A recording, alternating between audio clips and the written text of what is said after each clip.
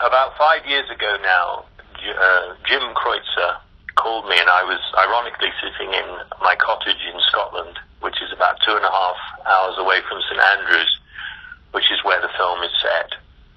And he said, I have a book called Tommy's Honor I'd love you to read. We'd like to develop it into a film, and we'd love, if you're interested, for you to have a look at directing it. And I sat and read the book, and I read it in one sitting. It was a beautifully written piece, which actually, if anyone has the opportunity, they should certainly have a look at the book. Hopefully the film as well. Kevin Cook is the writer, and he and his wife, with myself, wrote the script. The lovely thing about writing the script was the fact that Pamela, Marin, who is Kevin's wife, is not a golfer and is very involved in the whole dramatic elements of the film. And what became very apparent was the film was certainly the backdrop is golf, and these men, Tom Morris and Tommy Morris, had a real passion for the game, of course. It's set in 1866, and it's really the beginning of the modern era of the golf game. As Tom says at the beginning of the film, there are 13 rules of golf, and I'm not sure how many rules of golf there are now, but I know that the book is quite thick and extensive, certainly more than 13.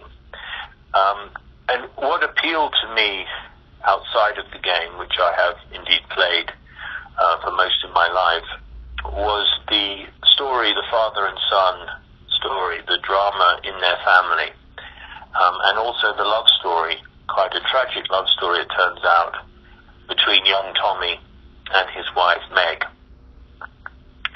So we started to write the script, and during that process I went over to Scotland, having been in Los Angeles, and we started to look at locations. And what became very apparent was, although beautiful, the golf courses are so much more manicured now, as opposed to back in the day.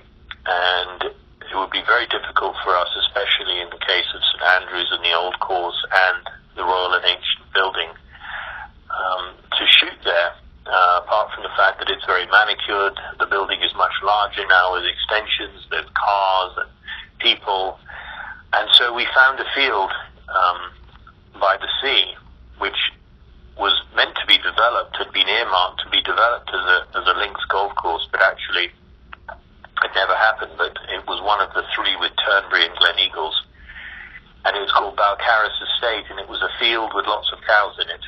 So we moved the cows, we moved some earth, and we built half the RNA as it was in 1866. I think it was completed in 1865, so it was a very new building, very different shape from the building now. And we built half of it in real size, and then we digitally made the other half, and we digitally made Links Road, which runs along the side. We built the 18th green, the tee-off area, the first fairway down to Swilcan Burn, which is a very famous burn for golfers out there, and Swilcan Bridge. And we were able to use that as St Andrews, and we had various other courses where I would use the rough as the fairway and the fairway as the green. And people very kindly at the golf courses didn't mow their courses for 2 or 3 weeks so that it would look a little less manicured. It is a beautiful and, as I say, tragic story. And Peter Mullin was my first choice to play Old Tom. For me, he is a perfect casting. He's Scottish, of course, but also he has the gravitas and he has the weight of character of Old Tom. And I called him because I know him, had worked with him before as an actor. And he immediately said that if I wanted him, he was in, which was a wonderful place to start. And it's quite difficult, I find, raising the finance for a film about, well, ostensibly with golf in it, as it becomes a golf film. And historically, some golf films have done very well, and some others have done not so well. And so people were quite skeptical until often they read the script and heard the story.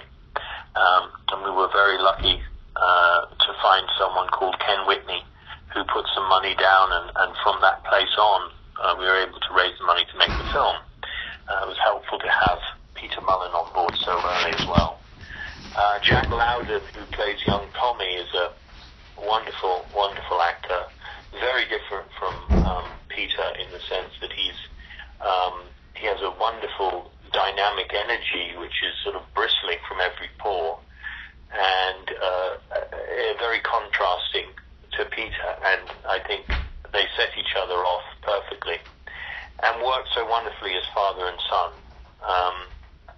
It's a complicated relationship. They're both very successful at what they do. Young Tommy was a prodigy in a way, and won the British Open at the age of 17, still the youngest to ever win, 3 times in a row, 4 times in total. Tom won the British Open 4 times, and in fact is the oldest person to ever win the British Open to this day. So quite a family heritage there. And the tragedy of the story, which I won't unveil since hopefully people will see the film, is one which is beautiful in its own way, but as I say, I can't say what it is, but I feel that the themes in the film are universal, and I worked quite diligently at hopefully making the story accessible and the environment accessible too, so that people hopefully watching don't feel as though they're watching an era that they can't associate with.